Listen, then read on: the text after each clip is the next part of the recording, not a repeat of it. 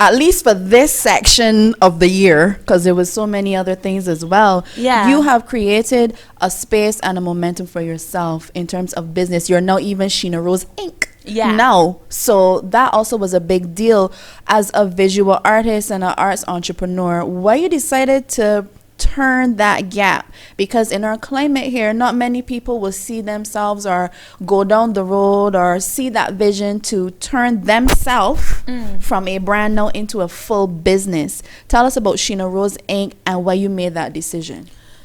Well, I want to be a millionaire. That's a great idea. Hey, I want to be a millionaire. I want to be rich. So therefore, you got to educate yourself. You got to understand taxes. You got to understand salaries. You got to understand to pay yourself. Yep.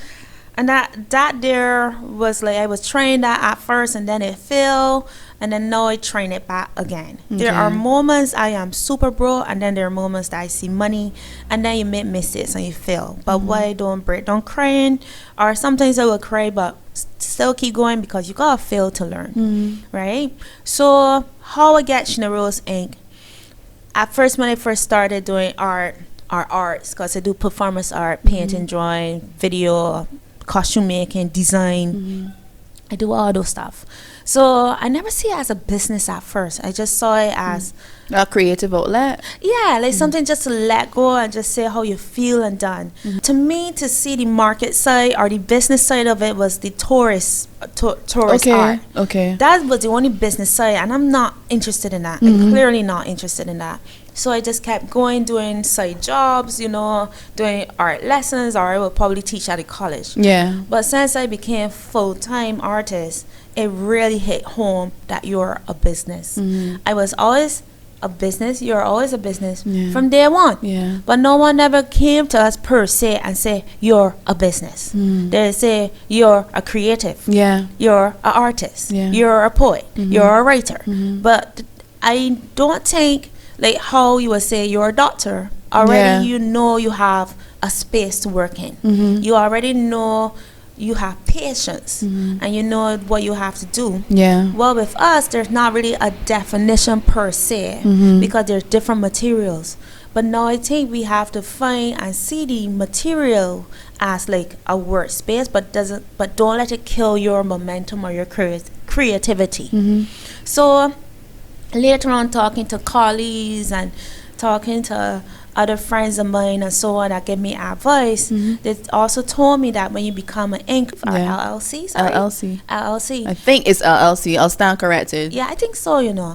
But you are more protected from taxes. Yes, I do agree with you. When I started to go into arts business, I just thought, you know, from sole proprietorship, if that's you're running it by yourself or a partnership, people were like, no, you need to take that partnership out and go the LLC as you were speaking about, because a lot of artists don't know that if you are in business, you gotta get your taxes, as you were saying. The government can't come for your stuff. They can come for your TV set. They could come for your home. Well, it depends. Again, educating ourselves. So if you are a certain bracket, this is where people might want to hush me up, because I find that there are certain things that we are not educated by culturally, politically, racially, classism and stuff like that. I realize that people like to be under a bracket that they wouldn't have to file taxes. Yes, true.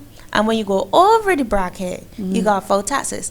However, what I learned is that the more money you make, I hear the less you got to pay taxes, something like that. I'm still learning it. But then but being a company now, there's Sheena Rose. You're talking to Sheena Rose, but then you're also talking to Sheena Rose Inc. Yeah. So there's two people. Yeah. So there's two separate people. Yeah. So I'm saying all of this. I could keep this to myself, but I don't like to see that we know, or some of us know certain stuff and just keep it. Yeah. And then we still not see growth and development. Yeah. So hopefully that people could see this and understand this, and just be patient and just keep going. So right now, I don't got my millions, I don't got nothing, so but I'm starting fresh, and hopefully, no, not hopefully, yes, you will. We, because it's two people, Sheena Rose and the president, yes, but it will happen, and I want the arts, the creative, I want them to realize that there are a business, you know, and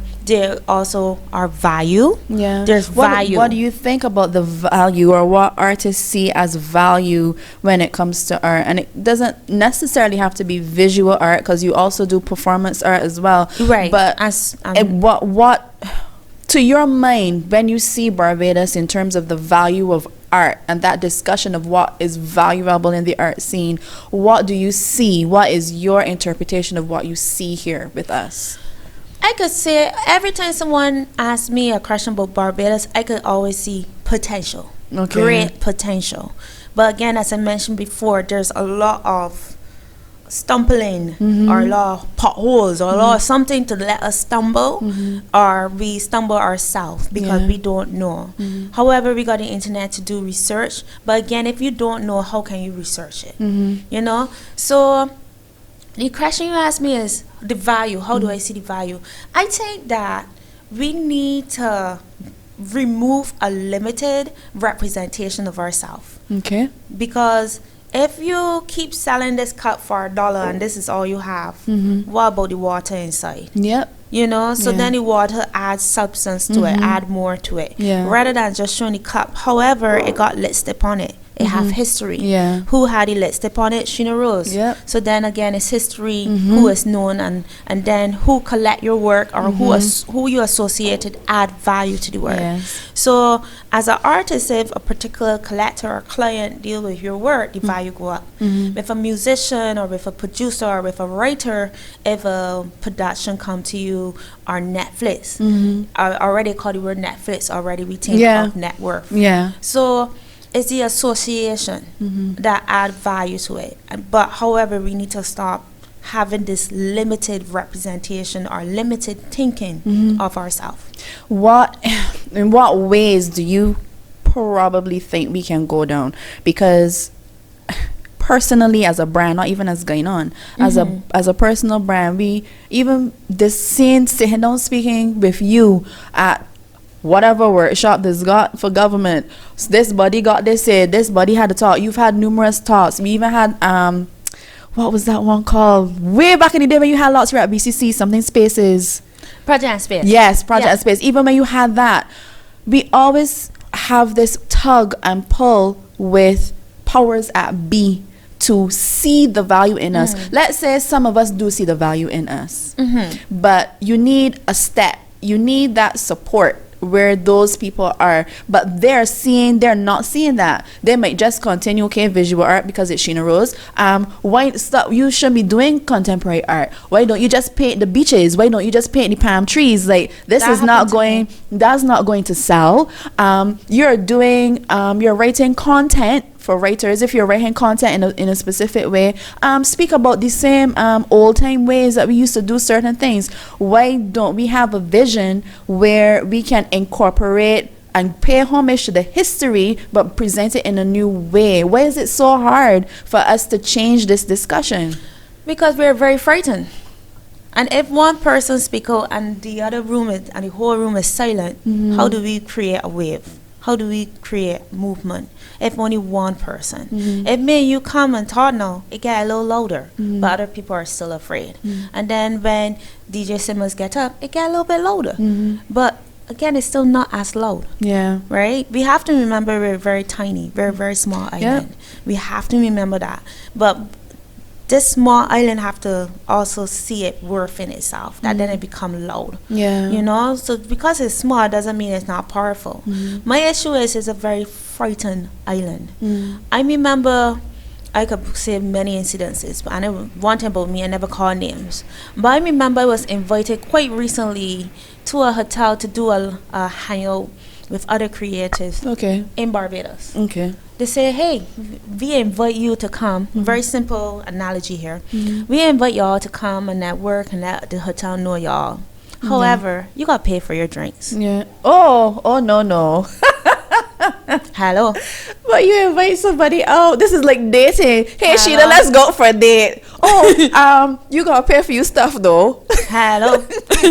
Sheena never went. The others went. But I lapped my foot and watched. Because my throat might be dry, but I'm not going to pay no what X amount of money, and you invited me. Yeah. But again, is this idea of desperation, the idea of, oh, well, let me go and network with them because you never know, this might happen to me. No, see the first sign. See how the disrespect to you in the beginning. Yeah. They will disrespect It you will later continue. on. Yeah. I don't understand why we have this rigid idea of academia, of mathematics and English. Still.